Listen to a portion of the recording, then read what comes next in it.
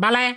مردم. دلیل؟ سوختم. گازوئیلی بودی؟ بله. جوونم بودی یا؟ برو بخش گازوئیلیو. کجاست؟ برو داخل، همه رفیقات همونجا نشستن. ما دیگه جامونی نده از شما. یعنی یه دونه ایرانی جا نیومد و مرگ طبیعی بمره، یا عرق یا گازوئیلی یا تصادف یا دعوا. به بچه‌ها بگو سر به سر هیتلر ننوسنو بدرید ارتوا. بله. زهر مار. چتن مامونگو چتن. نه چتن. چتی. آکتی سره توری کشیدی که هنی نشه ایرانی.